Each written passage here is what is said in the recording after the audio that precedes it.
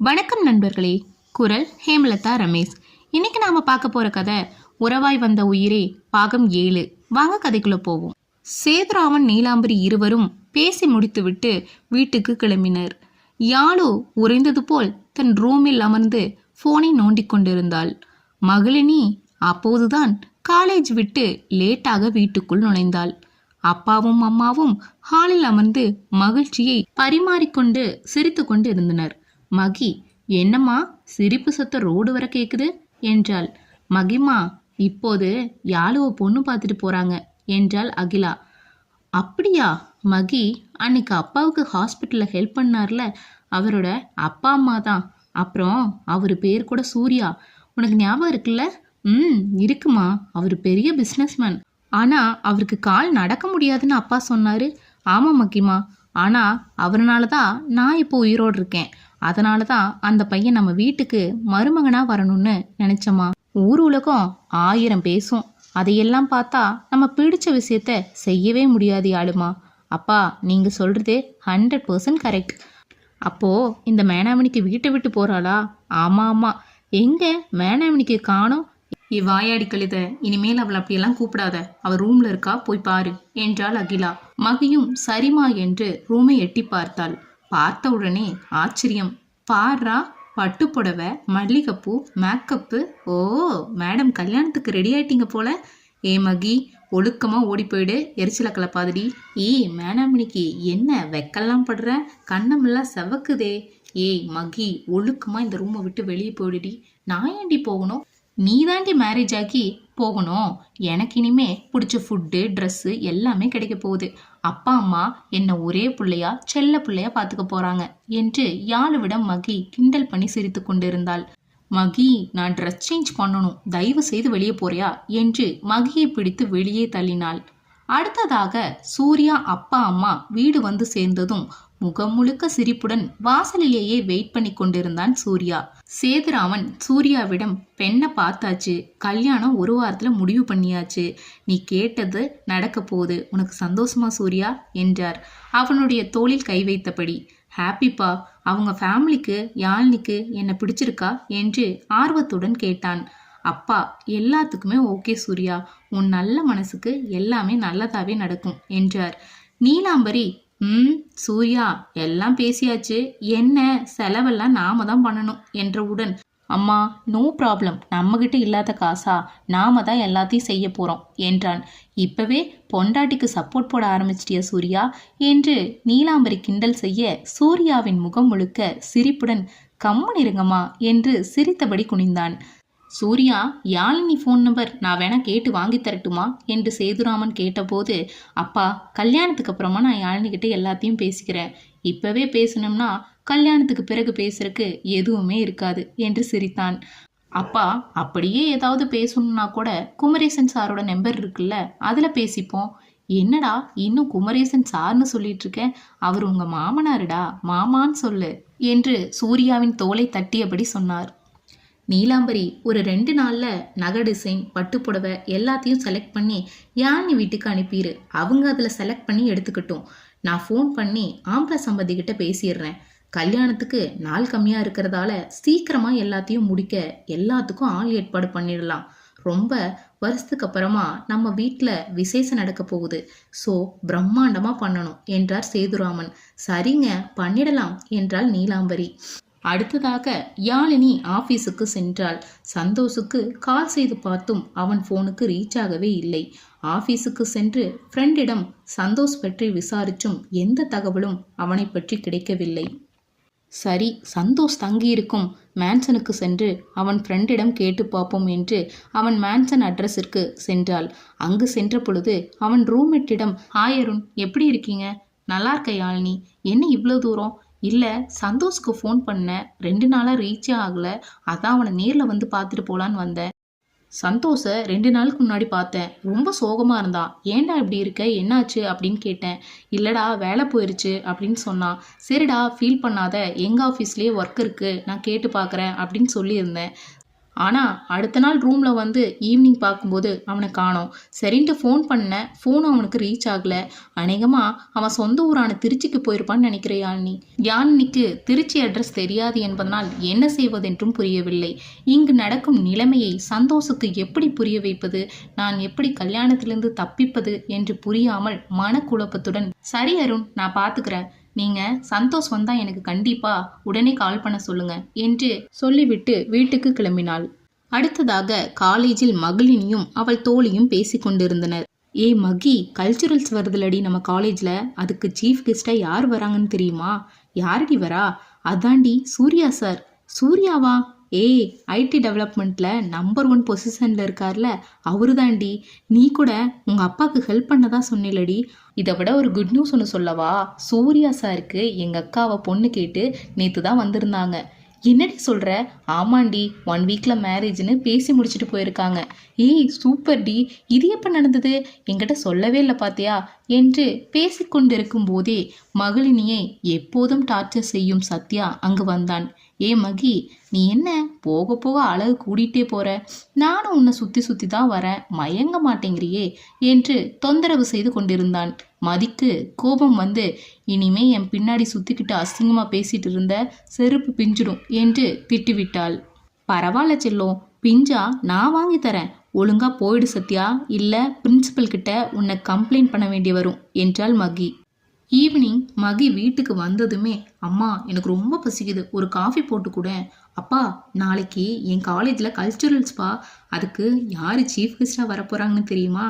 நம்ம வீட்டு பெரிய மாப்பிள்ளை சூர்யா சார் தான் வரப்போகிறாரு என்றவுடன், அப்பா அப்படியாம்மா, ரொம்ப சந்தோஷம், நாங்களும் வரலாமா என்று கிண்டலாக கேட்டார். இல்லைப்பா, ஸ்டூடெண்ட்ஸ் ஒன்லின்னு சொல்லிட்டாங்க. அப்பா, என்னோட பர்ஃபார்மன்ஸை சூர்யா சார் பார்க்க போகிறாரு. ஏ வாயாடி, கொஞ்சம் அளவா பேசு, மாப்பிள்ளை உன்னை ஏதாவது நினச்சிக்க போறாரு. போமா, இன்னும் அவர் என்னை பார்த்தது கூட கிடையாது. அன்னைக்கு அப்பாவோட ஃப்ரெண்டு வீட்டில் ஒரு மேரேஜுக்கு போயிருந்தோம்ல, அவர் அங்கே வந்திருந்தாரு. ஆனால் அவர் நம்மளை சரியாக பார்த்துருக்கறக்கு வாய்ப்பில்லைன்னு நினைக்கிறேன். ஆமாம், யாழ் எங்க? வந்ததுலேருந்து ஆளையே காணோம். அவ ரூமில் இருக்காமா, போய் இந்த விஷயத்த சொல்லு என்றார் குமரேசன். ஏய் யாழு, என்னடி ஆளையே காணோம்? அடக்கோழி மாதிரி ரூம்குள்ளேயே இருக்க. ரூமை விட்டா ஆஃபீஸு, ஆஃபீஸை விட்டா ரூமு. ஏய் சொல்லு மகி, கேட்டுட்டு தான் இருந்தேன். ஆமாம், சூர்யான்னு பேர் சொன்னதும் கேட்காம இருப்பியா நீயே? ஏ லூஸு, என்னடி? சூர்யா என் காலேஜுக்கு கல்ச்சுரலில் கெஸ்ட்டாக வரப்போகிறாருடி. ஓகே, அதுக்கு இப்போ என்ன பண்ணுங்கிற? ஏண்டி நீ ஹாப்பியாக இல்லையா? நான் ஹாப்பியாக தான் இருக்கேன், போதுமா? ஏன் யாழு, கல்யாணம் பண்ணி வீட்டை விட்டு போகிறதால சோகமாக இருக்கியா? ஐயோ, இவ தொல்லை வேற தாங்க முடியலையே ஆண்டவா. மகி, ஐம் சோ ஹாப்பி. ஓகே என்று முகத்தின் முன் வந்து கத்தினாள் யாழு. சரிடி, கத்தாத, நான் தான் நாளைக்கு ஹோஸ்ட் பண்ணி கலக்க போறேன் என்று துள்ளி குதித்து ஆடினாள் மகி. அடுத்த நாள் காலையில் மகி காலேஜுக்கு தாவணி பாவாடை அணிந்து ஜுவல்லரி ஷாப் பொம்மை மாறி நகை போட்டு பூ வைத்து ரெடியாகினாள். மேக்கப்புக்கு பஞ்சமே இல்லை. மகி இயர்லியாகவே காலேஜுக்கு சென்று விட்டாள். அங்கே எப்படி பேச வேண்டும் என்று ஒத்திகை பார்த்து கொண்டு நடந்து கொண்டிருந்தாள். அவளை வைத்த கண் வாங்காமல் பார்த்த சத்யா, நேத்து எனக்கு செருப்பு பிஞ்சிருன்னு சொன்னால் இந்த மகி, இன்னைக்கு ஹோஸ் எப்படி பண்ண போறான்னு பார்க்கறேன்டி நானும் என்று அவளை கவுக்க பிளான் செய்தான் சத்யா. அப்பொழுது பார்த்து லிஃப்ட்டுக்கு பக்கத்தில் உள்ள ரெஸ்ட் ரூமுக்கு மகி சென்றாள். அதுதான் பக்கத்தில் இருந்தது. அங்கு 3 ரெஸ்ட் ரூம் தான் இருக்கும். சரி, சீக்கிரமா வந்து விடலாம் என அங்கு சென்றாள். ஆனால் சத்யா இதை வைத்துதான் பிளானே செய்தான். அங்கு இருக்கும் 3 பாத்ரூமில் முதல் பாத்ரூமுக்கு ஜன்னலே கிடையாது. உள்ளே சென்று 10 நிமிஷம் இருந்தால் மூச்சு அடைத்துவிடும். அதனால் தனது நண்பர்கள் 2 பேரை மற்ற 2 பாத்ரூமில் உள்ளே சென்று உள்தாழ்பால் இட்டு இருக்க சொல்லிவிட்டான். மகளினி போகும்போது மற்ற 2 ரெஸ்ட் ரூமும் உள்ளே பூட்டி இருந்ததால் முதல் ரெஸ்ட் ரூமுக்கே மகளினி உள்ளே சென்றாள். உள்ளே சென்று 10 நிமிஷத்தில் வெளிவரும்போது தாளிட்டு இருந்தது. இடத்தில் கூட ஜன்னல்கள் இருக்கும். ஆனால் மகி சென்ற ரெஸ்ட் ரூமில் காற்று கூட போகாதவாறு ஜன்னல்களே இருக்காது. அவளோ கத்தி கூப்பிட்டாலும் வெளியே கேட்காது. அதுவும் பக்கத்தில் அந்த லிஃப்டை அதிகம் யாருமே யூஸ் செய்வது இல்லை. நேரமாகவும் மகி உள்ளே இருந்து, யார் பூட்டியது? நான் உள்ளே இருக்கிறேன், ப்ளீஸ் ஹெல்ப் மீ என்று கத்த ஆரம்பித்தாள். ஐயோ மேம் வேற தேடுவாங்க, நான் ஸ்டேஜுக்கு இப்போ போகணுமே என்று புலம்ப ஆரம்பித்தாள். காலேஜுக்கு கெஸ்டாக சூர்யா அங்கு வந்து காரை விட்டு இறங்கினார். சூர்யாவால் ஸ்டெப்பை ஏற முடியாது என்பதனால் கவினும் சூர்யாவும் லிஃப்டை தேடிக்கொண்டிருந்தனர். கடைசி எண்டில் லிஃப்ட் உள்ளது என்று ஒருத்தர் சொல்ல, நேரடியாக லிஃப்டின் பக்கத்தில் வந்து பட்டனை அழுத்தும் முன் ஏதோ சத்தம் கேட்பது போல் சூர்யாவுக்கு தோன்றியது. கவின், ஏதோ சத்தம் கேட்குற மாதிரி இல்லையே, எனக்கு கேட்கலையே.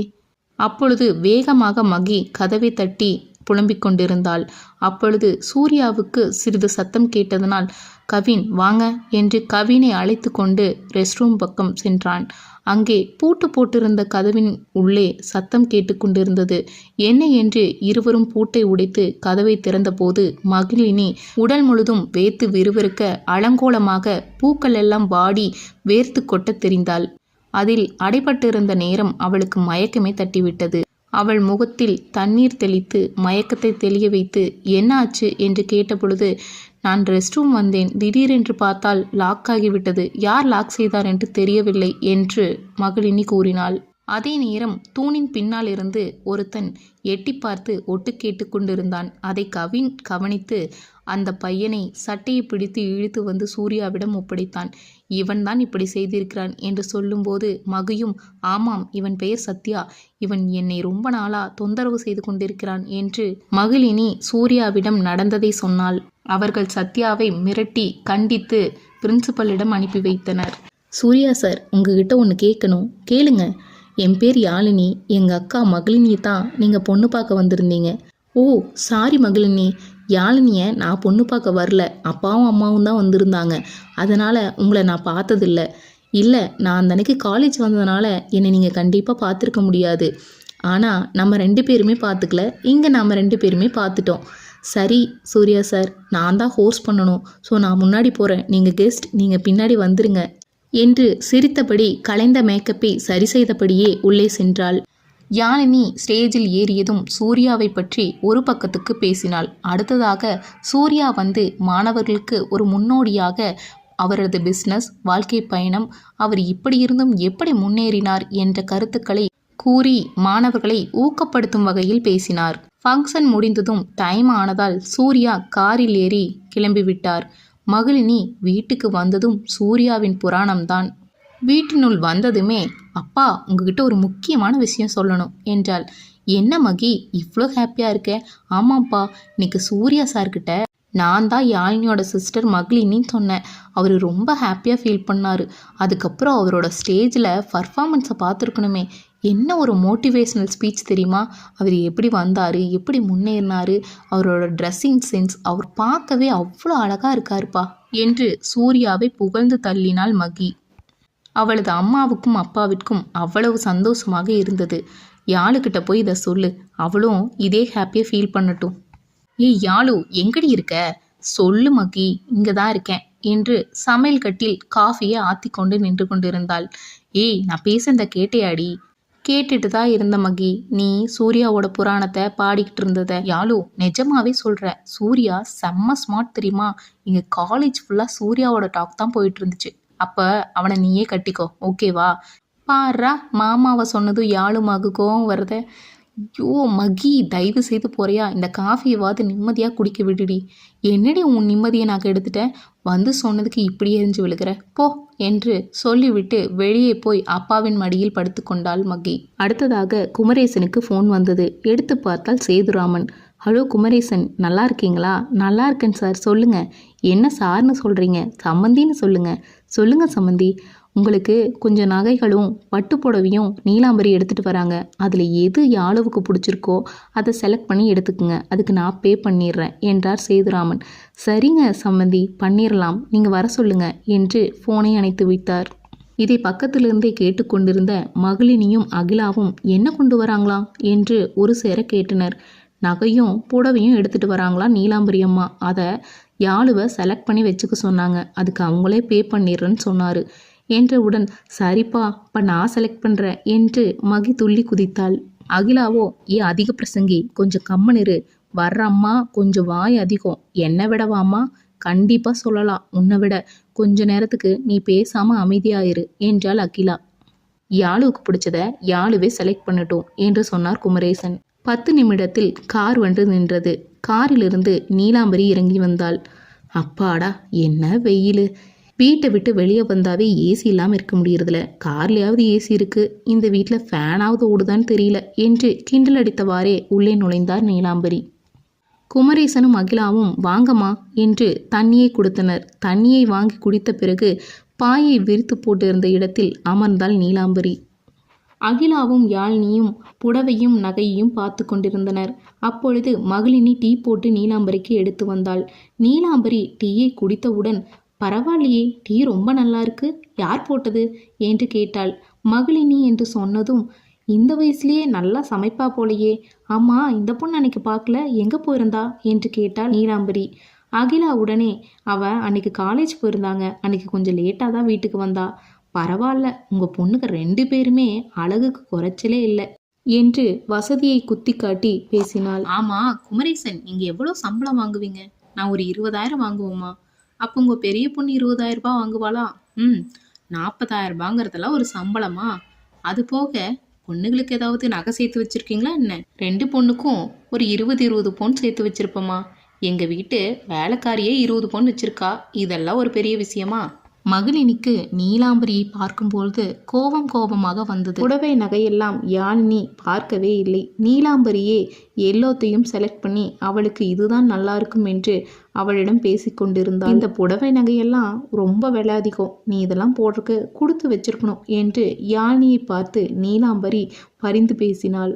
மகளினி அகிலாவை கிச்சனுக்கு அழைத்து, இந்த பொம்பளை என்ன ஓவரா பேசுறா, இப்படியே பேசினா வாயை உடைச்சிருவோமா என்று மிரட்டினாள். ஏய், கொஞ்சம் வாயை மூடு மகி, அவங்க போகட்டும், அதுக்கப்புறம் நீ என்ன வேணா பேசு என்று அவள் வாயை பொத்தியபடி கிச்சனில் நிற்க வைத்தாள்.